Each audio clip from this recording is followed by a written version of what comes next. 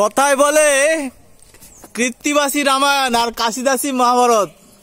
তো আমরা চলে এসেছি সেই বিখ্যাত জায়গায়, বাংলা যার ভাষা এবং সংস্কৃতির আবেগে বহু দিন ধরে ভেসে আসছে আজও পর্যন্ত, সেই কৃত্তিবাস ওঝার ঐতিহাসিক পীঠস্থান, তার জন্মভূমি, সেই গ্রামে আমরা এসেছি। অত ঘেঞ্জি পরিবেশ নয়, গ্রামীণ পরিবেশের মতোই সুন্দর একটা জায়গা। তো আমরা দেখে নেই ভেতরে ঢুকে।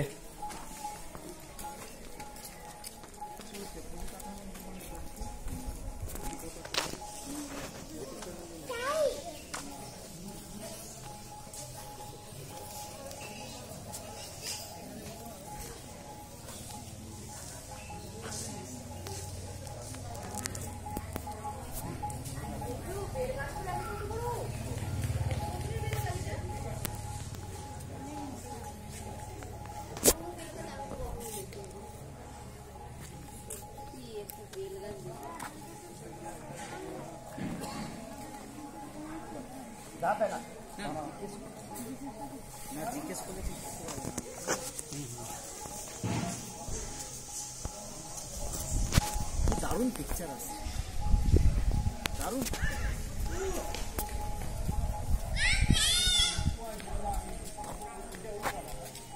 ভজন কুটির, মুসলমানরা বলে গোফা, হিন্দি শব্দ।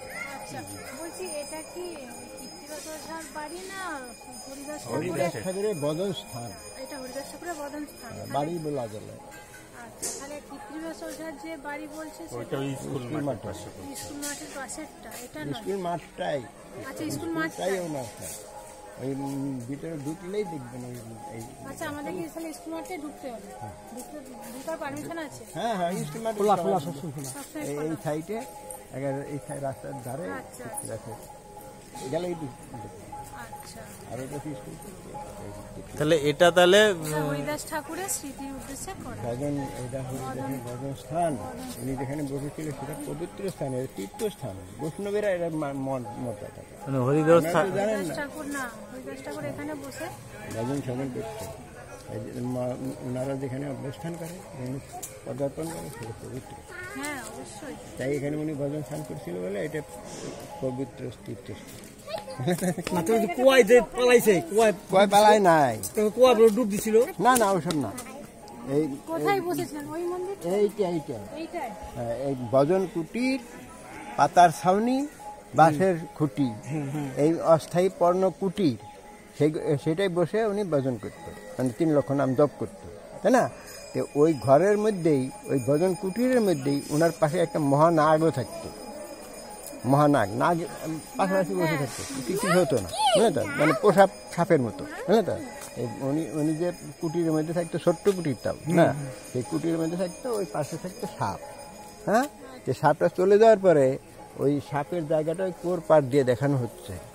আর হরিদাস এখন মূর্তি হয়ে বসে আছে, বুঝলে তো? তাহলে ওটা তো উপরে ছিল সোনার ঘর, এখন হচ্ছে মন্দির ইটের, বুঝলে তো?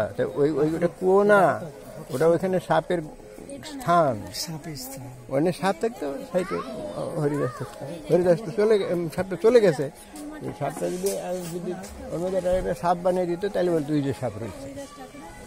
সিনে এখন যে এরকম পারে সেরকম করেছে, তো ওই জায়গাটা যদি একটা ওই কুয়োর মতো না বানিয়ে যদি ওখানে একটা সাপ বানিয়ে দিত, তাহলে হয়তো সিন হইতো একটা, তাই না?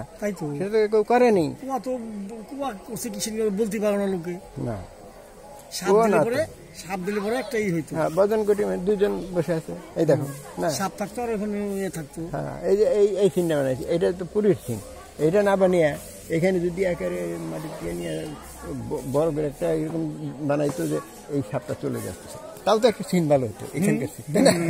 সাপটা চলে যাচ্ছে সেই সিন, তাই না? তা তো করে না। যারা এটা পরিচালনা করে তারা বিজ্ঞ না, তারা কিছু করে। এটা কি অঞ্চল থেকে করছে, ব্লক থেকে নাকি? না, ঠিক আছে, পাবলিক। আচ্ছা, সাধারণ পাবলিক।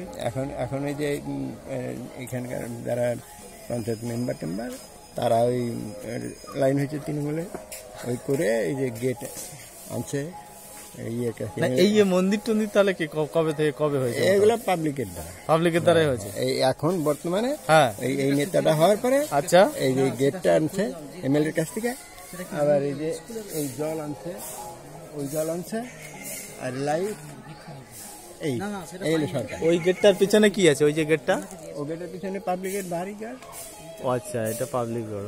আচ্ছা ঠিক আছে। না দুটো গাছ দেখে পাম গাছ দেখে মনে হচ্ছে না ওখানে ভিতরে কিছু আছে। না না এই যে গেটটা গেটের উপরে পাবলিকের বাড়ি। হ্যাঁ হ্যাঁ বুঝতে পারছি। আর ওই যে ওইটা এই যে ভিক্ষা কেন্দ্র করে দিচ্ছে জেলা পরিষদ থেকে, ওই যে ওই পাশে হ্যাঁ হ্যাঁ হ্যাঁ ওই জমিটুকুনো এর মধ্যে তার জন্য দান করে গেস্ট হাউস করার জন্য দান করছে। সে অনেকদিন আগে করেছিল, তারপরে হয় না এইবার ওই নেতাই করেছে ভিক্ষা কেন্দ্রটা ধরে, ওই সরকার থেকে ওইটা করে দিছে। ওখানে থাকা যায়? হ্যাঁ নতুন করেছে, উদ্বোধনী হয় নাই, আচ্ছা আচ্ছা। থাকা যাবে, অনেক লোক ঘুরবে। এখন কি থাকার ব্যবস্থা আছে না এখন কিছু হয়নি? তা আমি অতটা বলতে পারবো না। এখন কেউ থাকে মানে উদ্বোধনই হয়নি নাকি? না, তবে থাকে যারা আসে 2-4 জন থাকে। জেলা পরিষদ থেকে করেছে আর কি। ওই যে তার কাছে ভিক্ষা টিক্ষা নিয়েছিল, ওই জিজ্ঞেস করো অদ্বৈত অদ্বৈত জিজ্ঞেস করো। কানাইগোলাইয়ের মন্দির, এইটা হরিদাস ঠাকুরের না, তখন বলাটা আপনার ভুল হয়ে গেছে।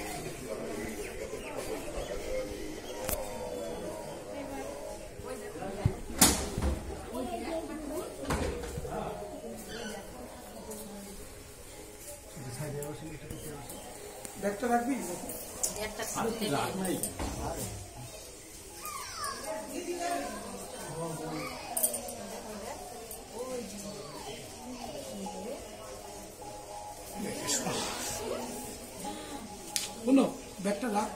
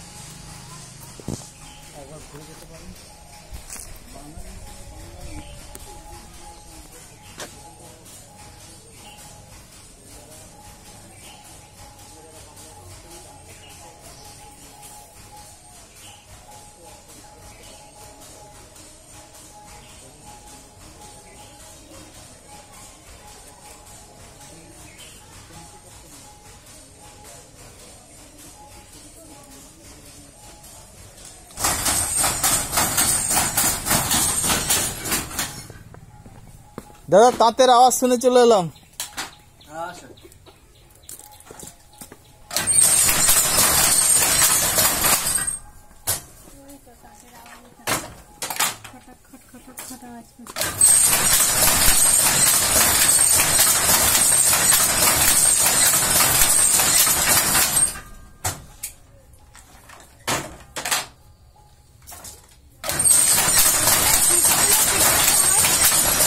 দাদা এখানে সুতো এখানে সুতো তৈরি কি করে করেন? চরকা কেটে না? হ্যাঁ এখন চলটা তো না, এখানে সব মটরে বাগানো হয়। আচ্ছা মোটরের সুতোগুলো।